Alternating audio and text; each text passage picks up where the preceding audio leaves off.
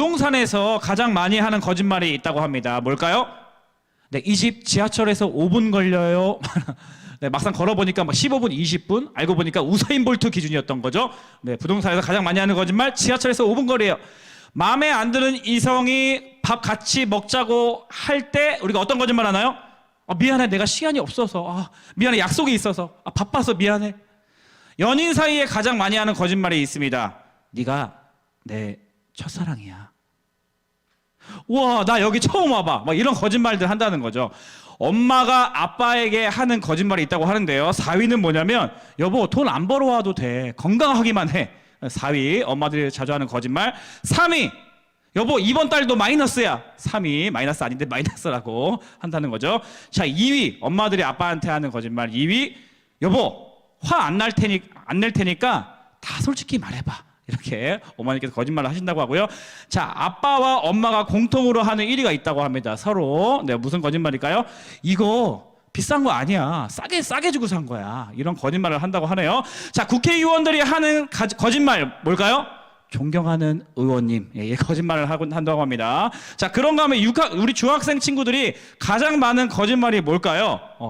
음식 떡볶이 먹고 나서 계산하려고 해. 누가 계산할지는 정하지는 않았어. 근데 계산대 앞에서 나 돈 진짜 없어. 지갑 놓고 왔다. 이런 거짓말 가끔씩 하는 악한 세력들이 있습니다. 자, 시험 볼 때, 시험 앞두고 나서 하는 거짓말 뭐예요? 나 공부 진짜 하나도 안 했어. 망했어. 막 이런 거짓말 막 하고, 막 긴장을 푼 다음에 자기가 막 공부 막 잘하고 설정 막 찍어서 맞고 막 그러죠. 자, 전화 받기 싫은 사람이 전화가 와요. 어떤 거짓말 합니까? 전화 온 줄 몰랐어. 미안해. 무음이었어. 내가 몰랐어. 충전 중이었어. 이런 거짓말 한다는 거죠. 우리나라 사람들이 시간에 관해서 가장 많이 하는 거짓말이 있습니다. 뭘까요? 거의 다 왔어. 5분 후에 도착해. 조금만 기다려. 거의 다 왔어. 네, 이런 거짓말 많이 한다는 겁니다.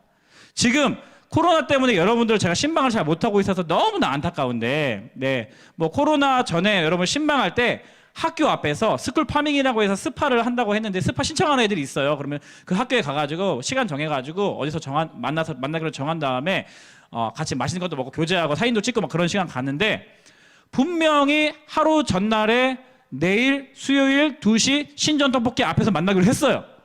뭐 중학교 앞에. 그래서 1시간 전에 출발하기 전에 이따 4시에 만나는 거 맞지? 하니까 네 맞아요. 이따 봬요 했는데 막상 가서 기다렸는데 얘가 연락이 안 돼. 와, 대박. 이거 무슨 일이 있나?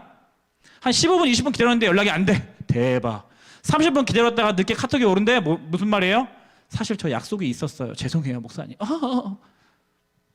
이런 상처를 받은 기억이 납니다. 갑자기 생각이 나가지고. 자, 가장 확실한 거짓말이 뭐예요? 자, 여기서 여러분들 혹시라도 나 태어나서 지금까지 거짓말 한 번도 안 해본 사람, 안 해봤어요 하는 친구? 손 한번 들어볼래요? 네.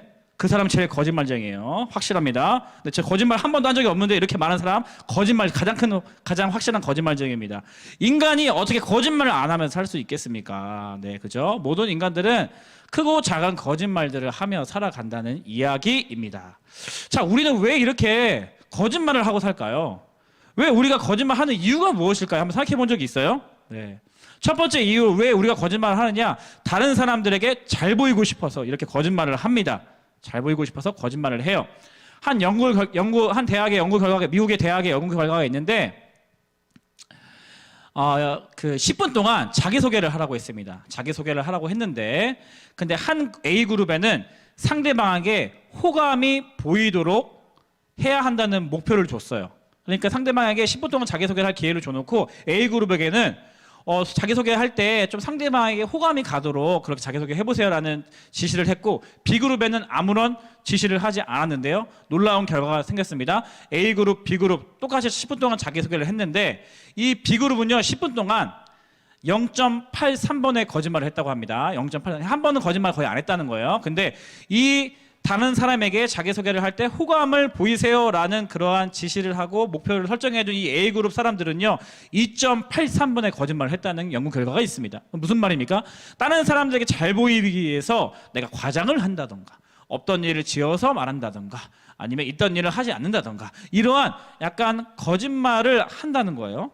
그러니까 다른 사람들에게 잘 보이고 싶어서 우리들은 거짓말을 합니다. 쉽게 말하면 좋은 관계를 유지하기 위해서, 내가 그 사람들한테 잘 보이기 위해서 내가 혹은 비난을 받지 않기 위해서 타인과의 관계 안에서 내가 다른 사람들에게 잘 보이고 싶은 그러한 이유로, 그런 마음의 동기로 우리는 거짓말을 합니다. 또 두 번째로는 자신의 이익과 유익을 위해서 우리는 거짓말을 해요. 내가 피해볼까 봐, 내가 때로는 나쁜 마음이지만 다른 사람들의 이익을 내가 빼앗고 싶은 마음에서 그것을 나의 유익으로 가져오고 싶을 때 우리는 거짓말을 한다는 거예요. 나의 이익과 유익을 위해서. 그렇게 우리는 거짓말을 하는데, 성경에 보면 하나님께서 이 거짓말들을 어떻게 여기시는지가 나와 있습니다. 잠언 6장 19절 말씀인데요. 같이 한번 읽어봤으면 좋겠는데요. 잠언 6장 16절 19절 말씀.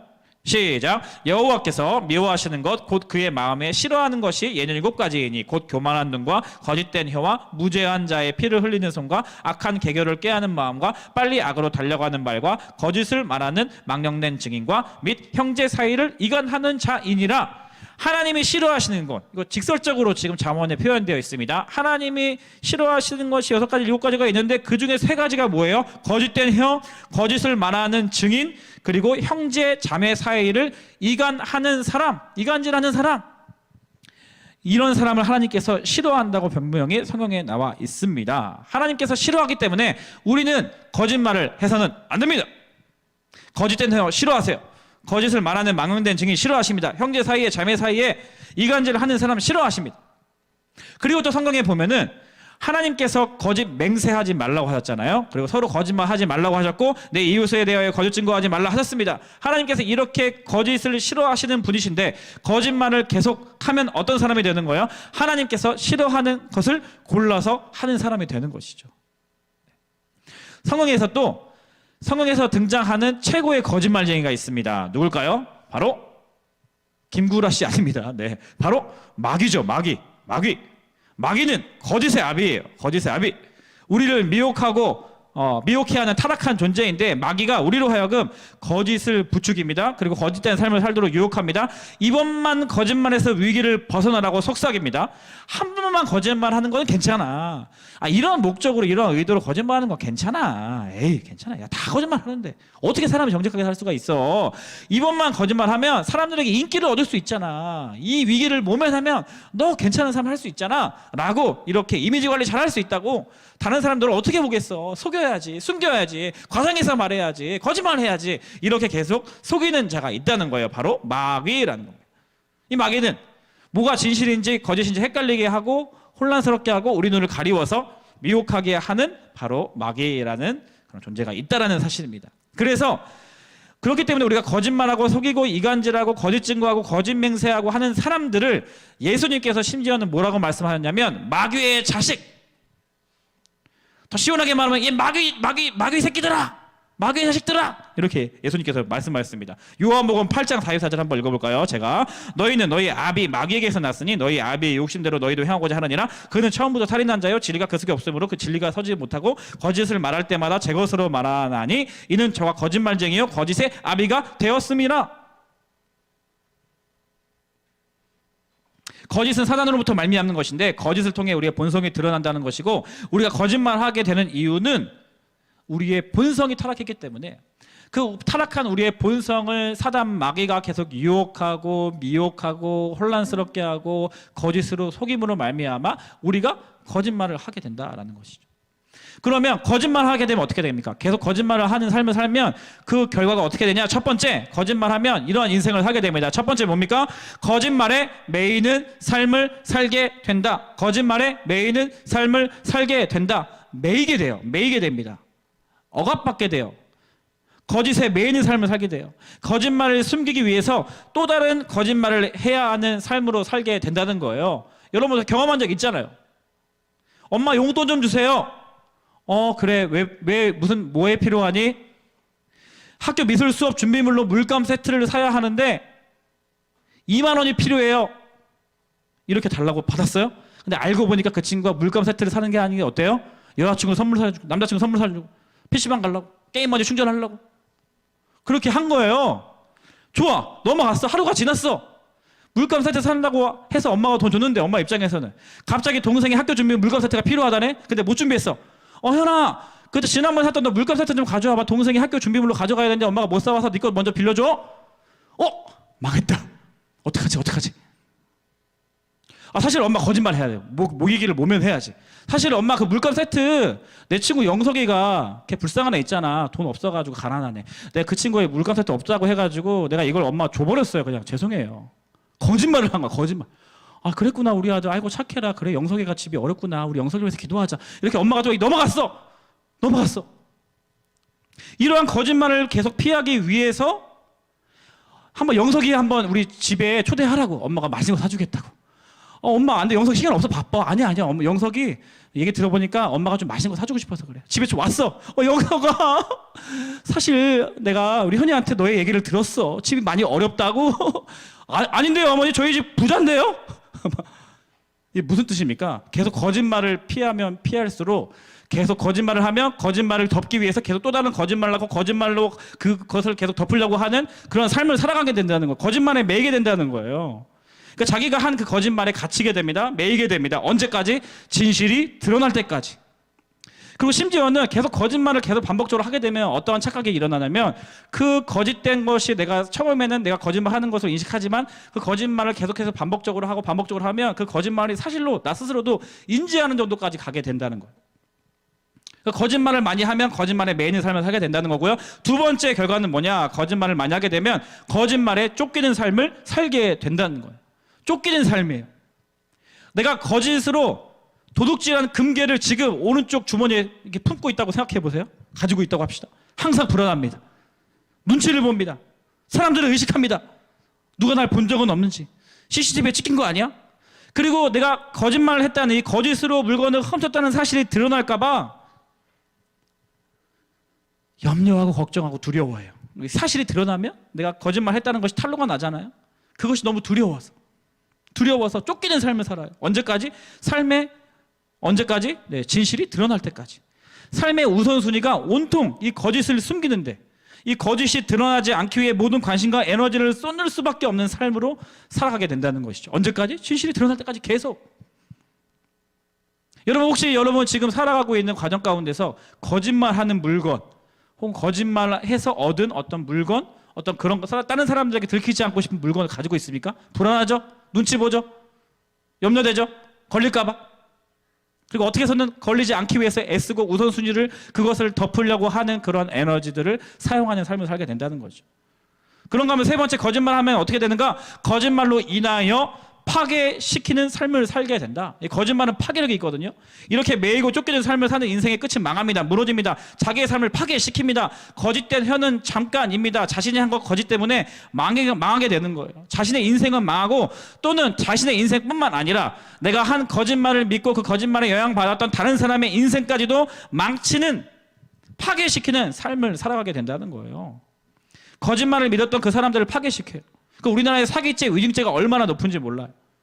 사기죄, 위증죄까지 말하지 않아도 여러분 친구 관계 안에서 얼마나 이가지라는 것이 익숙합니까? 중학생 문화 안에 형제 자매 할 것 없이 한 해 한 주 학교에서의 그 생활 속에서 여러분 관계 가운데서 얼마나 많은 이간질과 비난과 뒷담화가 난무하고 과장과 오해와 분열과 학교 생활을 했던 여러분 잘 알잖아요. 한 명 왕따 시키는 거 순식간이잖아요. 관계 속에서 우리는 많은 상처를 받아요. 거짓말하는 것 때문에. 특별히 그것이 사실도 아닌데 거짓을 근거로 하여서 나를 모함하고 그것이 나의 동의도 없이 나에게 확인도 거치지 않고 많은 친구들이 그것을 사실로 믿고 있는 것을 본다면 너무나 우리는 큰 실망감에 빠집니다. 친구 사귀고 싶지 않아요. 학교 가고 싶지 않아요. 거짓말은요, 이처럼 다른 사람을 파괴하는 파괴력이 있기 때문입니다. 그나마 코로나 때문에 학교에 가지 못하니까 그러한 관계적인 부분에서 오히려 여러분들이 조금 보호되는 것 같아서 이 부분은 되게 긍정적인 부분이라고 생각합니다. 다행이라고 생각해요. 그러니까 거짓말은요, 그 거짓말을 듣고 믿고 다른 사람을 파괴하는 에너지가 있습니다. 거짓말을 지키기 위해서 심지어는 살인까지도 하게 되는 일들이 있습니다. 다윗이 성경의 대표적인 예이죠. 밧세바를 얻기 위해서 그의 남편 우리아를 죽음으로 내몰았어요. 그만큼 거짓말은 무서운 거예요. 그런데 우리는 너무나 쉽게 거짓말을 한다는 것입니다. 습관처럼 거짓말을 너무 쉽게 거짓된 삶을 살아갑니다. 이렇게 거짓말을 하는 사람들은 거짓 때문에 매이게 되고 쫓기게 되고 그리고 거짓말로 인하여서 이 파괴된 삶을 또 파괴시키는 삶을 살아가게 되는데 이러한 거짓의 영향력으로부터 우리가 벗어나기 위해서는 어떻게 해야 하는 겁니까? 어떻게 해야 할까요? 이 거짓에 매이게 되고 거짓 쫓기게 되고 거짓으로 인하여 나와 다른 사람들을 파괴하는 이 거짓의 영향으로부터 자유케 되기 위해선 바로 정직해야 한다. 정직해야 한다라는 것이죠. 그것이 바로 정직의 능력입니다. 이 거짓의 부정적인 악한 영향력으로부터 끊어낼 수 있는 것, 그것이 바로 정직이라는 거예요. 정직하게 살아야 합니다. 정직이 이 거짓으로부터 우리를 자유케 하는 것입니다. 거짓으로 매어 있는 그 쇠사슬을 우리가 끊어낼 수 있는 힘이 바로 정직이라는 것이. 그래서 오늘 이 정직에 대한 주제, 왕의 자녀 서약식을 앞두고 3주째 우리 첫째 주 정결에 대해서 배웠고, 두 번째 주 정의에 대해서 우리 다뤘고, 오늘 세 번째 정직에 대해서 다루고 싶은데, 정직에 관해서 여러분들에게 두 가지를 권면드리고 싶어요. 첫 번째는 뭐냐면 하나님 앞에 정직하라라입니다. 따라 한번 해볼까요? 하나님 앞에 정직하라. 시작. 하나님 앞에 정직하라. 하나님 앞에 정직하라. 하나님 앞에 정직하라라는 그러한 이야기를 할 때마다 여러분들에게 꼭 들려주고 싶은 이야기가 있어요. 제가 2년 전에도 이 이야기를 했던 것 같아요. 저한테는 너무나 충격적인 경험이었기 때문에 꼭 이야기를 여러분에게 들려주고 싶은데, 제가 교회 다닐 때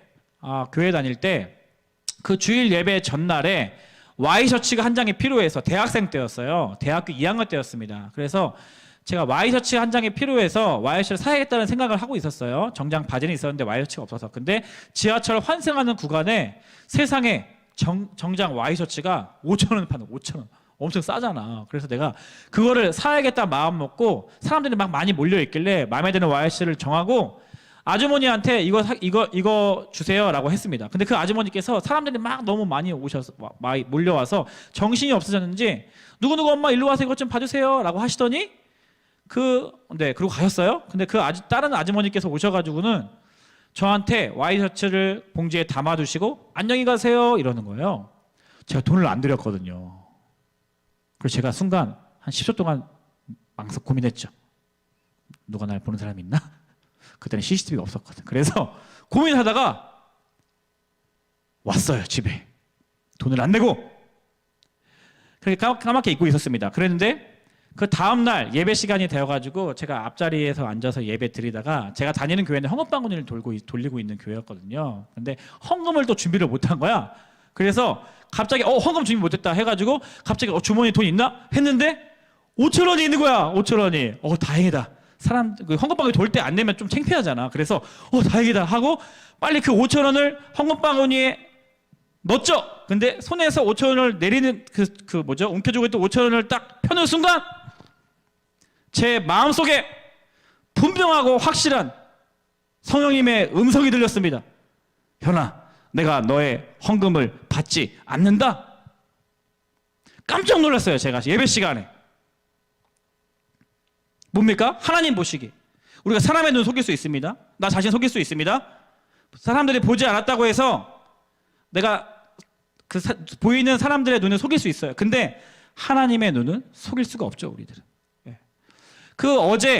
어제 정직하지 않게 취했던 그 5,000원, 그것을 사람들 눈치 보면 헌금바구니 돌 때 안 내면 창피하니까 보이기 위해서 미리 준비되지 않은 돈을 찾고, 하필 또 그 돈이 어제 정직하지 않게 내가 이득을 취한 5,000원이었어. 그것을 사람들은 모르니까 나만 알고 있는 거거든. 부모님도 모르고. 근데 그걸 헌금에 넣었지. 근데 하나님은 그 내 마음의 동기와 태도와 마음의 중심을 다 아시는 분이셨다는 거예요. 그래서 그 거룩하지 못한, 정직하지 못한, 합당하게 취하지 않는 그 이득을 하나님 앞에 내는 것, 하나님은 받지 않으신다라고 저한테 명확하게 얘기하셨다는 겁니다. 너무나 깜짝 놀랐어요. 너무나 깜짝 놀랐습니다. 사랑하는 여러분, 저는 지금 여러분들 예배 어떻게 드리고 있는지 몰라요. 여러분 지금 대부분의 친구들이 혼자서 예배 드리잖아요. 저는 속일 수 있겠죠. 부모님도 속일 수 있겠죠. 근데 여러분의 예배의 마음의 중심을 알고 계시는, 꿰뚫어 보시는, 여러분의 깊은 마음의 동기까지도 다 통찰하시는 그 하나님께서 여러분들의 예배 태도를 아십니다. 여러분 기억해야 돼요.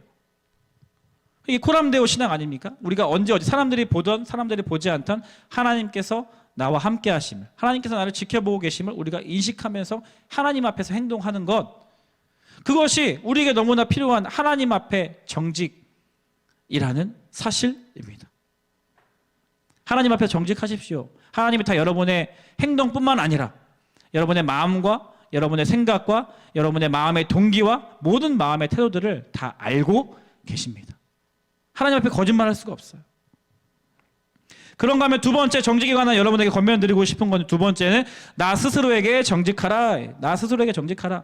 이 거짓과 정직의 문제는 결국 나의 삶의 현장 속에서 나와의 싸움입니다. 이 거짓을 하나님께서 싫어하시고 미워하신다는 것을 알았어요. 그리고 이 거짓말이 나를 망가뜨리고 다른 이들을 파괴시킨다는 것도 알았습니다. 그러면 이제 그 거짓의 악한 영향력으로부터 자유케 되기 위해서는 정직하게 살아가야 한다는 것도 알았어요. 그렇다면 어떠한 유혹과 핍박과 손해가 온다 할지라도 끝까지 그렇게 정직하게 살아내려고 하는 것을 나 자신과 약속하는 거예요. 나 자신과 다짐하는 거예요. 여러분, 정직이라는 이 단어는요, 초등학교 5학년 도덕 교육 과정에 있습니다.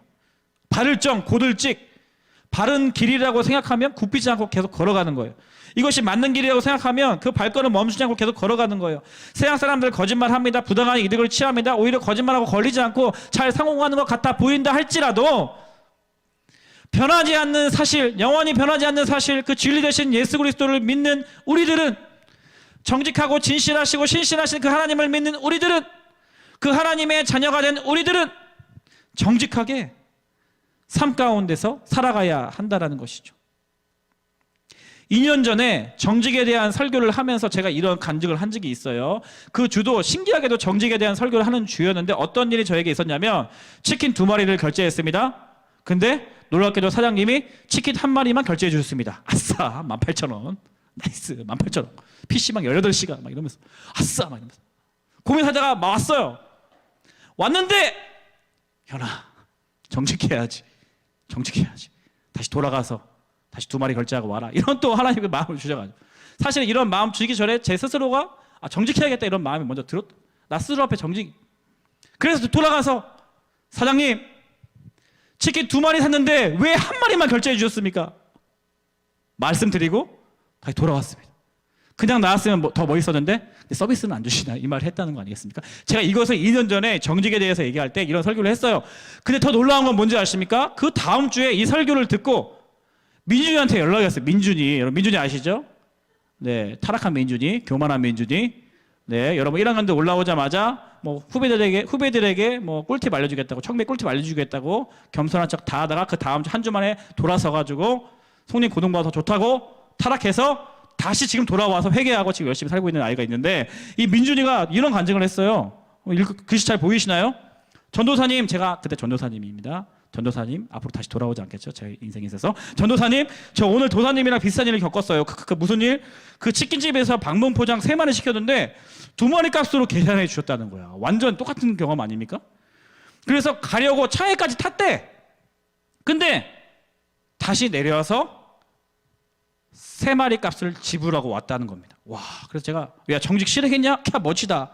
근데 서비스 없어요? 이 말은 안 했다는 거야. 저 디스하는 겁니다. 저는 서비스 없어요? 이렇게 얘기했기 때문에 자기는 그 말 안 하고 했다는 거예요. 그래서 와, 훌륭하다. 나보다 낫다. 이렇게 격려해줬던 기억이 납니다. 여러분, 이게 나 스스로 앞에 하나님, 제가 이 치킨집 가서 다시 결제를 해야 되나요? 말아야 되나요? 응답해 주시옵소서 막 이렇게 기도하지 않아도 정직하게, 나 스스로 앞에 정직하게, 내가 치킨 3마리 샀으면 3마리 값을 내야지. 근데 왜 2마리 값 내고 나서 하나님께서 나에게 1마리 값을 선물로 주셨습니다, 이렇게 막 거짓말로 막 해석해서 하나님을 오해하고 막, 그렇죠? 네, 나 자신 앞에 정직이라는 거예요. 하나님의 사람들은 이렇게 나 스스로 정직한 삶을 살아간다는 겁니다. 그래서 얼마나 이 민주가 떳떳했겠습니까? 얼마나 마음이 시원했겠냐고요. 그래서 또 이 친구가 생각이 나는 거예요. 2주 전인가 제가 말씀을 드렸던 기억이 나는데, 우리 중학교 1학년 친구 중에 준혁이라는 친구가 있다고 했죠. 저한테 이런 카톡 보냈다고 했잖아요. 이 친구가 너무 생각이 나는 거예요. 이번 주 계속. 목사님, 몰카 해도 되나요? 몰카? 그거 하지 마. 사람들 속에서 나의 재미를 추구하는 거잖아. 오늘 깨달은 것이 거룩한 사람이 되라는 것이어서요. 나의 삶의 현장 가운데서 거짓된 요소들이 있습니다. 그리고 나도 거짓말을 반복적으로 잘하기 쉬운 사람이기 때문에 늘 우리가 스스로 앞에 정직을 결단하지 않으면 이렇게 거짓이 우리의 삶을 들어와서 사단 원수 마귀가 우리를 거짓말로 속여서 거짓된 삶을 살게 해서 거짓된 그 악한 영향력으로부터 우리가 받으면서 종노릇하면서 매이면서 쫓기면서 살아가는 것이 사단의 그 목적입니다. 그렇게 살기 원하는데, 나 앞에서 정직하다는 건 뭐예요? 하나님 정직하게 해 주시옵소서가 아니라 나의 삶 가운데 내 마음의 동기를 살펴보면서 이것이 거짓된 그러한 마음의 태도가 있다라면 정직하게 반응하는 것, 정직하게 살아가는 것, 그것이 우리의 삶에 너무나 필요하다는 겁니다. 그런가 하면 또 이번 주에도 정말 재밌어요. 설교자가 돼보면 하나님께서 그런 예화들을 막 경험하게 해주시는데, 우리 청소년 다음 사진 보여주시면, 네, 이게 뭐냐면 이게 청소년 교육자 목사님 전도사님들이 카톡방이에요. 거기에 뭐라고 써요? 신발 던지기 누적이 써있죠. 그게 뭐냐면 항상 점심시간만 되면은 점심 먹고 나서 계단이 있잖아요. 계단 막 내려가는 계단이 있잖아요. 거기서 신발 던지기를 해요. 그래서 가장 가까운 데 떨어져 있거나 아니면 저 멀리 계단 가장 끝에 가장 바닥에 떨어진 사람이 편의점 커피를 사는 그러한 나름대로 제 교육자들끼리의 소소한 그 문화인데, 그게 이제 누적이야. 그래서 최창수 6번, 김규룡 3번, 허연 5번, 주해찬 2번, 하나람 4번, 부상 설창석 7번. 네, 그렇게 있는데, 그래서 매주마다 이렇게 신발 던지를 하는데, 자, 그 중에서 김모모 목사님이라고, 저 서현 중등부에 얼굴 까맣고 자전거 타는 거 좋아하고 막 항상 침 튀기면서 설교하는 사람이 있어. 그분이 걸렸어. 이 주에 저번 주에 걸렸는데, 어떻게 하다가 저녁 때 사야 되는데 뭐 우리가 바빠서 회의하다가 커피를 안 산 거야. 글쎄, 걸렸는데 신발 던지기에서. 나는 지금 5번씩이나 샀는데 걸려놓고 안 산 거예요. 그래서 제가 바로 이번 주에 카톡방에 이렇게 고백을 했습니다. 하나님의 선지자로서 제가 이렇게 고백을 했죠. 뭐라고 나와 있나요? 네, 팀장님, 김기룡 목사 팀장님이시고, 팀장님, 이번 주 설교 주제가 정직입니다. 지난주 기억 안 나십니까? 신발 던지기 결과 저녁 커피. 간단하게 하나님의 선지자로서 정직에 대한 메시지를 교육자들이 선포를 했지. 그러니까 어떻게 됐습니까? 네, 목사님 깜빡했다고. 하필 또 이번 주 그 설교 주제가 정직이냐고 하면서 커피를 제가 얻어먹었다는 거 아니겠습니까? 할렐루야. 네. 사랑하는 여러분, 우리의 삶 가운데 이러한 거짓과 정직의 요소들이 너무나 많이 있습니다. 우리가 기도하고 막 금식 기도하고 그렇게 하지 않아도 우리의 삶 가운데 이 정직에 대한 키워드를 가지고 적용하는, 살아가는 저와 여러분이 되었으면 좋겠어요. 그래서 이렇게 정직한 자의 삶을 사는 사람들에게 하나님은 어떻게 대하시는가? 이 정직한 자의 삶을 살아가는 사람들의 결과가 성경에 나와 있어요. 첫 번째는 뭡니까? 잠언서 14장 11절. 악한 자의 집은 망했고 정직한 자의 장막은 흥하리라. 하나님 흥하게 해주신대요. 두 번째, 정직한 자의 결과 두 번째, 잠언 2장 7절 말씀. 그는 정직한 자를 위하여 완전한 지혜를 예비하시며, 완전한 지혜를 예비하신대요. 내가 그 위기를 모면하려고 거짓말하지 않아도 된다는 거예요. 정직하게 반응하는 겁니다. 거짓된 인생을 살지 않고서도 그 모든 위기를 극복할 만한 지혜를 예비하신다는 겁니다. 거짓말에서 성공하는 사람들 쫓아가지 않아도 정직하게 살면 하나님께서 사람들이 쫓아올 수 없는 하나님의 완전한 지혜를 예비해 주신대요. 할렐루야, 아멘. 그런가 하면 정직한 자의 결과 세 번째, 시편 7장 10절 말씀, 오늘 본문 말씀 함께 읽겠습니다. 시작. 나의 방패는 마음이 정직한 자를 구원하시는 하나님께 있도다. 한 번 더요. 나의 방패는 마음이 정직한 자를 구원하시는 하나님께 있도다. 아멘, 아멘, 아멘. 우리가 정직하게 살면 때로는 그 세상이 우리의 정직함을 인정해주지 않을 때도 있어요. 내가 피해볼 때가 있습니다. 내가 눈앞의 현실에서는 사람들에게 내가 손해를 볼 때도 있어요. 하지만 하나님 앞에 내가 정직하고 나 스스로 앞에 떳떳하게 정직하게 사는 사람들은요, 하나님께서 그 사람을 보호해 주신다는 거예요. 그 사람의 방패가 되어 주신다는 거예요. 한 가지 간증하고 마무리하면 좋겠는데요. 저희 아버님이 23살 때 암으로 소천하셨습니다. 딱 암 발견하신 나서 3개월 만에 소천하셨는데, 아버지가 돌아가시고 나니까 제 안에 두 가지의 두려움이 저를 덮었어요. 한 가지는 이 암 유전에 대한 두려움. 나도 암 걸리면 어떡하지? 암이 유전인 쪽 요인이 많다는데. 또 두 번째는 아버지가 남기시고 간 이 빚이 있으셨거든요. 아버지가 사업에 IMF 때문에 그때 황창 무너지시고 나서 그것을 이제 일으켜 보려고 하시다가 또 사기를 당하셨네. 거짓말쟁이는 못해 처먹은 놈들 진짜. 사기를 당하셨네. 그래가지고 빚이 막 불어났어요. 그러다가 아버님이 그것을 처리하지 못하시고 소천하셨거든요. 이 두 가지 빚이 나에게 몰려온 아들에게 상속이 된다는데 어떻게 하지? 이 두 가지에 대한 두려움이 있었어요. 그리고 아버님 장례 마치고 나서 이 장례 때 들어오는 돈이 있고 또 어디 보험금이 좀 있었습니다. 근데 보니까 그것을 뭐 장례비로도 쓰고 뭐 다른 다른 처리 비용을 다 썼단 말이죠. 근데 법적으로 알아보니까 아버지가 이제 빚이 있는데 아버지가 돌아가시고 나서 아버지 이름으로 들어온 그 돈이 상속 재산으로 잡혀서, 이 얘기 너무 어려운데 왜 하지?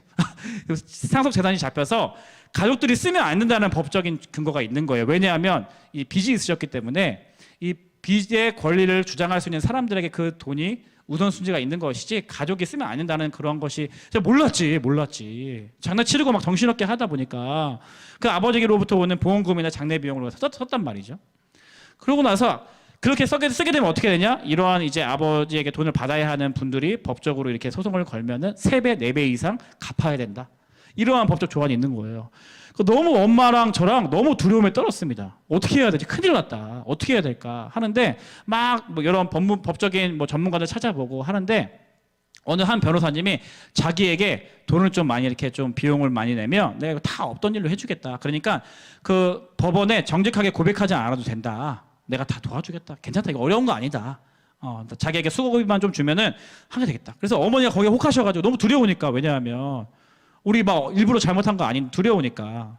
근데 하나님께서 어떤 말씀을 주셨냐면 이 말씀을 주신 거예요. 시편 7장 10절 말씀. 나의 방패는 마음이 정직한 자를 구원하시는 하나님께 있도다. 이 말씀을 읽게 되고 이 말씀을 묵상할수록 내 안에 믿음이 생기면서, 엄마, 그냥 우리 거짓말 하지 말자. 속이지 말자. 그냥 우리가 아버지 돌아가시고 나서 우리가 받았던 돈 얼마가 되는지, 그래서 또 어떻게 썼는지 정직하게 법원 앞에 이야기하자라고 이렇게 얘기를 했습니다. 저도 사실 너무 두려웠어요. 결과가 어떻게 될지 모르니까. 내 인생 이러다 망하는 거 아닌가? 이러한 두려움이 저를 덮고 있을 때였으니까. 23살 때. 근데 놀라운 결과가 벌어졌어요. 이렇게 하나님 앞에 이 정직한 자의 방패가 되어주신다는 그 하나님의 말씀을 믿고 어머니랑 그렇게 정직하게 얘기하고 하니까, 놀랍게도 그 권리를 주장하시는 분들이 더 이상 주장하지 않게 되고, 법원에서도 빚이 없는 그 제도를 통해서 빚을 갚지 않아도 되는 그러한 판단받은 경험이 있습니다. 사랑하는 여러분, 정말 여러분에게 제가 삶을 통해서 여러분에게 말씀드리고 싶은 건 뭐냐면요, 하나님 앞에 정직한 사람, 그리고 나 스스로 앞에 정직하며 삶을 살아가는 사람들은요, 하나님이 그 인생을 책임져 주신다는 거예요. 하나님이 그 인생의 방패가 되어 주십니다. 하나님께서 그 길을 인도해 주십니다. 그 인생을 가장 좋은 길로 이끌어 주십니다. 하나님께서 그 인생의 방패가 되어 주신다는 사실입니다. 아멘, 아멘, 아멘. 오늘 말씀을 마무리하도록 하겠습니다. 왕의 자녀, 정직하라. 하나님 앞에 정직하고 스스로 앞에 정직하는 사람, 하나님께서 그 삶을 흥하게 하시고 또 완전한 지혜를 예비하시며 하나님의 보호하심, 하나님의 방패되심을 경험하는 저와 여러분이 되었으면 좋겠습니다. 아멘.